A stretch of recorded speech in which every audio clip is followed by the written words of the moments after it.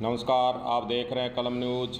युवा कांग्रेस हनुमानगढ़ के जिला अध्यक्ष अशोक कुलड़िया की अध्यक्षता में आज बैठक रखी गई है।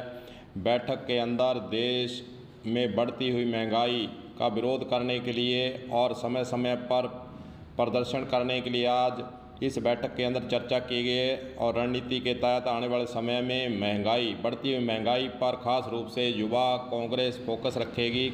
और आपको बता दें कि इस बैठक के अंदर जैसा कि उन्होंने जानकारी दी है कि युवा शक्ति को कांग्रेस पार्टी की रीति नीति से अवगत करवाने व युवाओं को ज़्यादा से ज़्यादा कांग्रेस पार्टी से जोड़ने पर बैठक के अंदर खास रूप से आज विचार विमर्श किया गया है।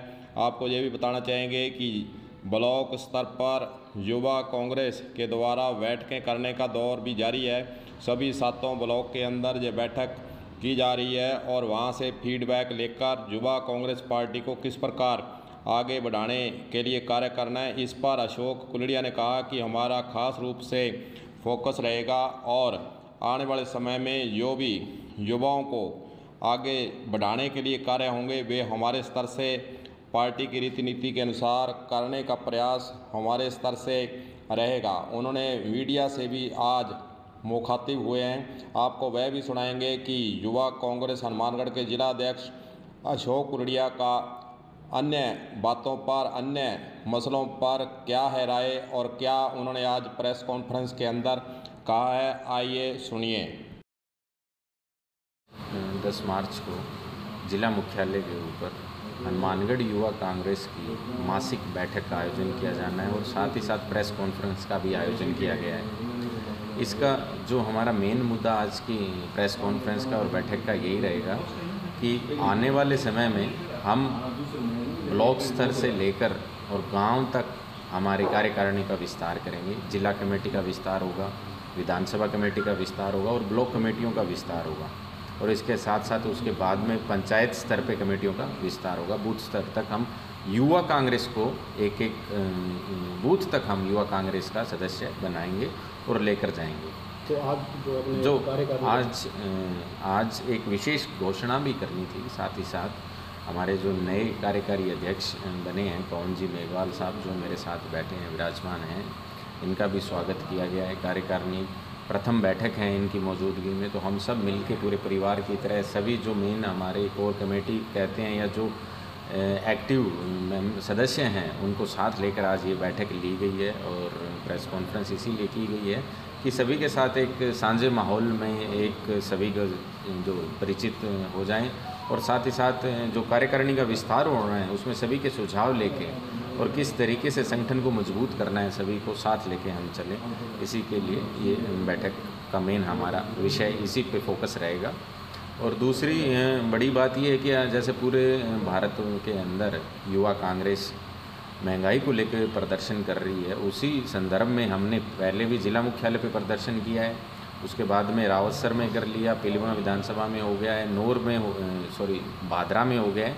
अब आगामी हम जो करेंगे वो नोहर और संगरिया विधानसभा में हम युवा कांग्रेस महंगाई खिलाफ, पेट्रोल डीजल की बढ़ती कीमतों के खिलाफ प्रदर्शन करेगी। आपने महंगाई की बात की है। हनुमानगढ़ गंगानगर जिले की पुरानी समस्या चल रही है कि डीजल पेट्रोल पर जो वैट है वो राजस्थान में ज़्यादा है, पंजाब हरियाणा में कम है। बिल्कुल सही बात है। और कालाबाजारी भी हो रही है, इस पर क्या कहेंगे आप?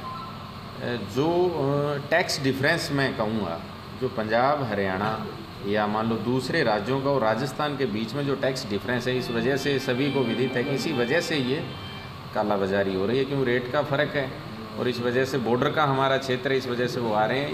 ये न केवल किसी राज्य के स्तर का मामला नहीं है, ये केंद्र सरकार के स्तर का मामला है, क्योंकि जो अभी जो बार बार मांग उठ रही है कि पेट्रोलियम पदार्थों को, लीकर को और शुगर को, इन तीनों को जीएसटी के अंदर लाया जाए ताकि पूरे हिंदुस्तान में, जब बीजेपी की सरकार जब एक नारा देती है कि 1 रेट 1 नेशन, तो 1 टैक्स 1 नेशन, 1 सिटीजनशिप 1 नेशन, इस तरीके की जब बीजेपी बातें करती है तो उनको इसके ऊपर ध्यान देना चाहिए। और हम भी ध्यान आकर्षित करवाना चाहते हैं उनका कि जीएसटी में लेवें ताकि पेट्रोलियम पदार्थों के भाव पूरे हिंदुस्तान में कश्मीर से लेकर कन्याकुमारी तक एक रहें और आम आदमी को उसका फ़ायदा मिले। जीएसटी में विरोधी पक्ष है, कांग्रेस है, उसका सदस्य भी है, फिर आप उनसे क्यों नहीं आपने आज बातचीत की हुई है? उसको जीएसटी में लाने के लिए कांग्रेस पार्टी की तरफ से प्रयास किया जाए, लेकिन अभी तक कोई प्रयास नहीं। इसमें क्या है कि मांग रखी जाती है, जो भी सरकार आती है उसकी खुद की पॉलिसीज रहती हैं। अब जीएसटी में इन्होंने 100 से ज़्यादा संशोधन कर दिए। मैं एक उदाहरण के तौर पे आपको बताना चाहूँगा कि ट्रैक्टर जो किसान का रथ मानते हैं, ट्रैक्टर का आगे का जो टायर है उस पर 18% जीएसटी था शुरू में, और पीछे वाले ट्रैक्टर उसी के टायर पे अगर नया टायर लेता है किसान तो उस पर 28% था। आज स्पेयर पार्ट पे 28% है। अब किसान अगर ट्रैक्टर को या मान लो जो भी उसको मूलभूत सुविधाएँ हैं, ऐसे मशीनरी के ऊपर अगर छोटी मोटी चीज़ों पे भी 28% टैक्स लगेगा जीएसटी, तो वो आम आदमी किसान क्या करेगा? और दूसरी बात ये है कि इनको खुद को समझ में नहीं आ रहा कि जीएसटी में इतने संशोधन कर दिया कि कौन सी सुविधा को या कौन सी चीज़ को जीएसटी के अंदर रखना था और उस पर कितना टैक्स लगाना था। हर सरकार के अंदर जो भी इनके होते हैं इकोनॉमिस्ट, वो अपने हिसाब से जो इन्होंने नीतियाँ बनाते हैं। कांग्रेस ने जब पैरवी की थी उनके एक अलग, उनका ड्राफ्टिंग एक अलग थी, नाम चाहे आप उसको चाहे जीएसटी दे दें, वैट दे दें, वो चीज़ें अलग हैं।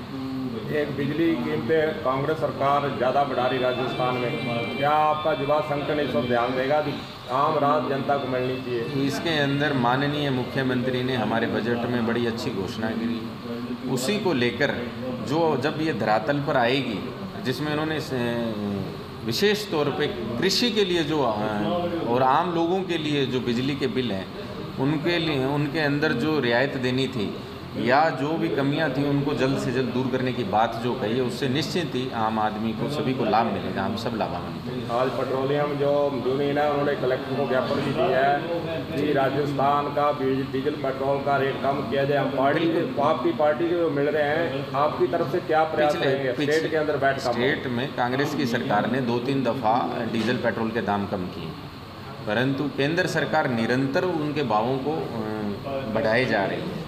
दूसरा, जो हमारी भी ये मांग रहती है और माननीय मुख्यमंत्री जी ने भी कहा है कि केंद्र सरकार अगर इसमें सहयोग करेगी तो निश्चित ही उसका बैठ के कोई बीच का रास्ता निकल जाएगा जिससे आम आदमी को रिलीफ मिलेगी। आपका हनुमानगढ़ जिले में खास करके क्या फोकस रहेगा आने वाले दिनों में?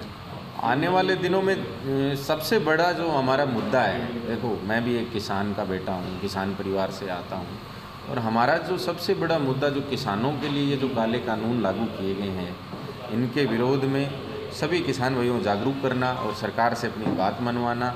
और कोरोना जैसी बीमारी के अब जैसे ये लॉकडाउन ख़त्म हुआ है उसके जस्ट बाद में इन्होंने महंगाई इतनी बढ़ा दी है, डीजल पेट्रोल के दाम इतने बढ़ा दिए हैं, उसका नतीजा ये है कि किराए भाड़े इतने बढ़ गए हैं कि आम आदमी की पहुंच से बाहर हो रही है चीज़ें। आप आम रोज़मर्रा की चीज़ों के भाव देखिए कितने बढ़ चुके हैं।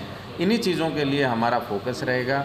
संगठन को मजबूत करके गांव-गांव, ढाणी-ढाणी तक संगठन को पहुंचाएंगे, मजबूत करेंगे और एक स्वर में आम आदमी के लिए हम निरंतर आवाज़ उठाते रहेंगे। युवा कांग्रेस हनुमानगढ़ के जिलाध्यक्ष अशोक कुलड़िया के द्वारा जैसा कि कहा गया है कि आने वाले समय में ब्लॉक स्तर पर, पंचायत स्तर पर, ग्राम स्तर पर सभी प्रकार की जो कमेटियों का गठन किया जाना है वे भी कार्य आगे बढ़ाया जाएगा और सबकी राय से इन कमेटियों का गठन कर युवा कांग्रेस को आगे बढ़ाने के लिए इस पार्टी के साथ कंधे से कंधा मिलाकर चलने के लिए खासकर युवा शक्ति का प्रयोग सबको जोड़कर करने का प्रयास आने वाले दिनों के अंदर भी रहेगा। कलम न्यूज़ के लिए गुरदेव सिंह सैनी की रिपोर्ट।